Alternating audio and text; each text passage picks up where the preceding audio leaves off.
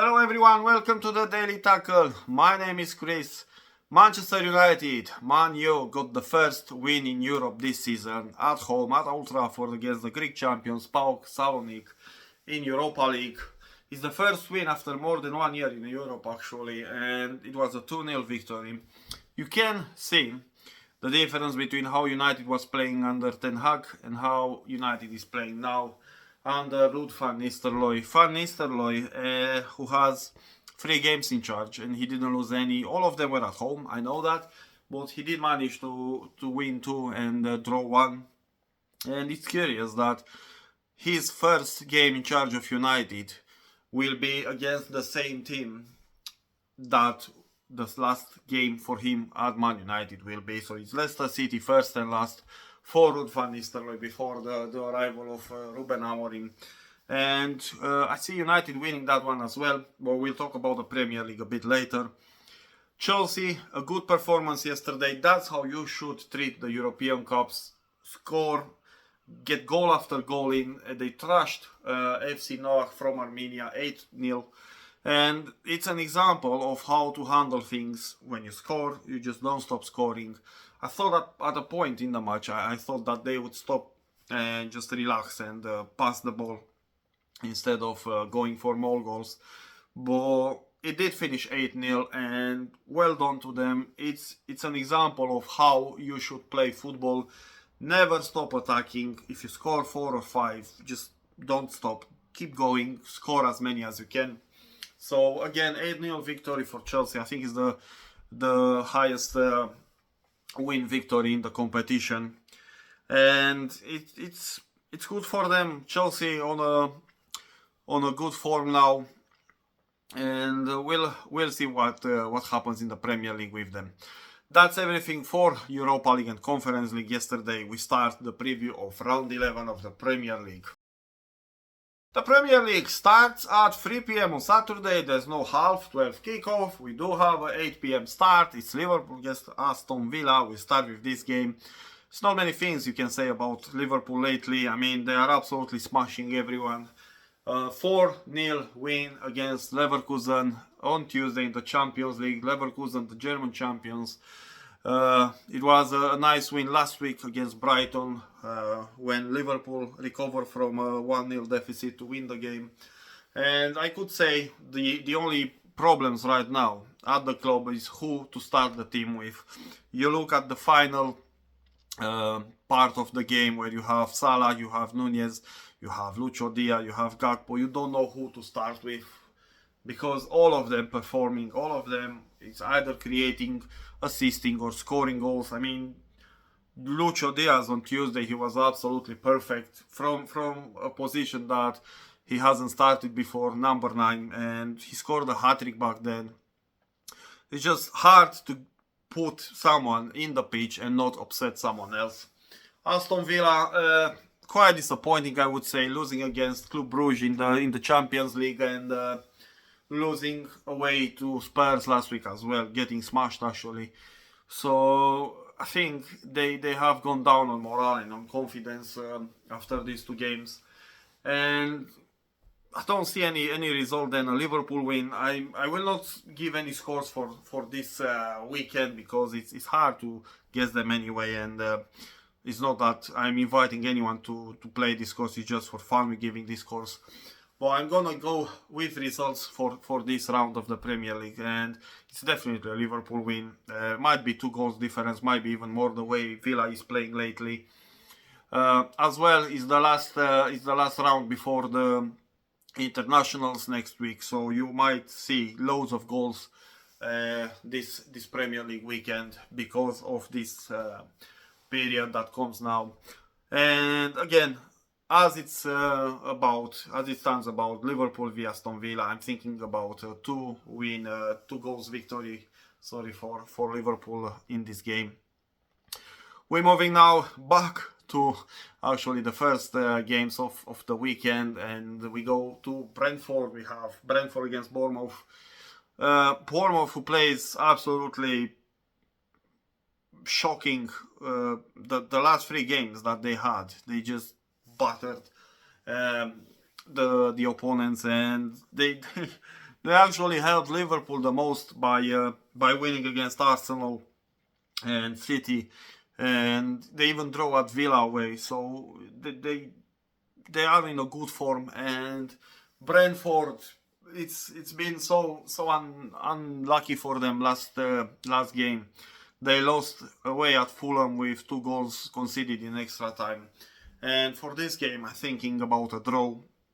I don't see Bournemouth winning, but I don't see Brentford winning as well. So a draw with goals, Brentford against Bournemouth. We're moving to Palace against Fulham now. Crystal Palace are finally out of the relegation places. Fulham, a nice win, as I was saying earlier, against Brentford. Never expected. 2 goals in extra time. Both teams are on a high. It's good confidence, good momentum for them. But again, I don't think any will win. I think both teams will score. But I'm going for a draw in here, and loads of goals I'm seeing. So Crystal Palace, Fulham, both teams to score, and the draw. West Ham against Everton. It's a dodgy one, this one. West Ham plays good at home. They beat United the last time. Everton, they come after I would say a bad defeat at Southampton. I didn't expect Everton to lose there, and because of that, I think they will lose at West Ham as well. If you want to perform, you can't lose away at Southampton, who I still consider the worst team in this league, and I still think Southampton will be relegated and they will finish last. So it's bad for Everton not to win there. It's 3 points lost for the Blues, and I think they will lose again at West Ham, and they might not score again because of how they played last week. You can't win, and you can't even score if you play like that, like they played against Southampton. Even though it wasn't a bad match, but you have to be clinical in front of the goal. And the last one, it's Wolves against Southampton. We were just speaking about them. They had their first win of the season. Wolves, they coming after a draw, and it's another match that it's a 6-pointer, isn't it? And I do think if Wolves doesn't win this one, they might be very much in danger of getting relegated at the end of this season, because they don't have any wins. They have some draws. They lost undeservedly to City, but then they didn't manage to get a good result last week against Palace, and if they don't win this one against Southampton, which I think they will, they are fucked. I mean, that's the word to describe them. They are fucked, because the distance will keep growing, and if you don't beat Southampton at home, you're as good as being a relegated team as well. So I'm going for a Wolves victory, but there's a warning as well. If they don't win, I think they will be very much in trouble this season. So I'm going for a Wolves victory, and I think Southampton will not score. The next game is Brighton against Manchester City, 5:30 start, and I do believe Brighton will give the Liverpool fans some very good news before the start of the Anfield game. I'm seeing Brighton winning this one, because I'll let you know something, guys. When you're deep in shit like City is, one of the worst teams to face is Brighton away. Because Brighton, no matter who they play at home, they will go for the 3 points. So it doesn't matter if it's Liverpool, City, Southampton, League Cup game, doesn't matter, they will play to win the match. And seeing how City played the last 2 games, and even before that, the games against Wolves away, the game against Fulham at home, Brighton will go for the win, because I think City's game is starting to be worse by week. They played bad against Fulham, worse against Wolves, worse against Bournemouth, and then what to say about Sporting game? They were absolutely destroyed, smashed. Sporting did whatever they wanted with City, especially in the final part of the game. And I'm going for a Brighton win, because it's obvious. I mean, Brighton are the favorites in this one for me. I don't think City will even score. So Brighton win, and they don't concede. We move to Sunday when we have 3 games starting at 2 o'clock, 1 game 4:30, and this will be actually the best to watch of this round. Is the main event is Chelsea against Arsenal. But we go back to the early starts. We have Manchester United against Leicester. It's gonna be Ruud van Nistelrooy, last game charge of the Red Devils before the arrival of Ruben Amorim. And it's funny, like we said before, Van Nistelrooy's first game was against Leicester. His last game will be again against Leicester. And I'm seeing a nice send-off from the United players for the Dutchman, who might still stay in the club, but not as manager. Seeing loads of goals in this one. And I'm going for a big win for United and both teams to score. It's gonna be a nice send-off for the Dutchman. And anyway, you can see the improvement in the Man United squad compared to how it was under Erik ten Hag. You can see that they've been playing much better. And yeah, they will win this game. We're moving to the next one. It's Spurs against Ipswich. Not many things to say. I think Spurs will absolutely batter Ipswich, and the way they play at home lately just shows that whoever comes on the new Tottenham Hotspur Stadium will be having loads of problems. It's City who lost there. It's Villa who lost there. It's a lot of teams that when they go there they have many issues, and it's a hard stadium to win at. So I'm going for a win for Spurs, and I think it's gonna be a big one as well. I don't know if Ipswich will score. Might be, I think, like if it's like 3 or 4-0 up for Spurs, Ipswich might score. If not, they will not. But it's definitely Spurs winning. And the last game, we go to Nottingham, where we have Forest third in the league against Newcastle. Forest, who, Jesus Christ, I mean, like I said last week, you were thinking that they will be in the relegation fight at the beginning of the season, but now they are third in the league. That's Champions League position for them. And they face Newcastle, who recovered as well. They won against Arsenal last week. And it's a hard game, very hard game.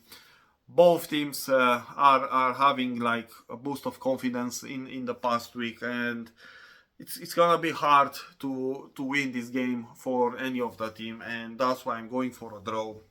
And it might be even a 0-0 draw here.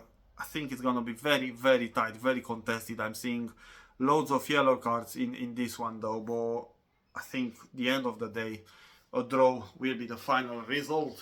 And the last of the round is Chelsea against Arsenal. Chelsea, like I said, smashed the Armenian guys 8-0. Arsenal is totally a different ball game, but Arsenal comes after another game away where they didn't score. And we said that yesterday. It's 3 important games now that they had away, and they didn't score. They lost all of them. They lost against Bournemouth, they lost against Newcastle, and they lost against Inter Milan in the Champions League. And Chelsea, same like Brighton, it's not a team that you want to face. The Chelsea we have this season, when you have so many problems scoring, especially in the away games. And I make another predictions. If Arsenal doesn't win Sunday, if Arsenal doesn't win on Sunday, they are out of the title race, because you might have a 10 points gap between Liverpool and Arsenal after just 11 games, and that might be that. I don't think Arsenal can recover that distance, so it's gonna be a hard one. Chelsea, they might have the upper hand in this one, but I think it's gonna be a draw. And it might be a draw with both teams scoring. I'm seeing Arsenal finally getting a goal away from home, and it might be the most that they can get actually, because it's Chelsea at the end of the day, and Chelsea's playing good this season. So I'm going for a draw. So that was that for this round 11 of the Premier League. All the previews. I do hope you enjoyed it. And we'll just have to wait for the first games of the round on Saturday. Until then, and until next time, have a nice day, take care of yourself.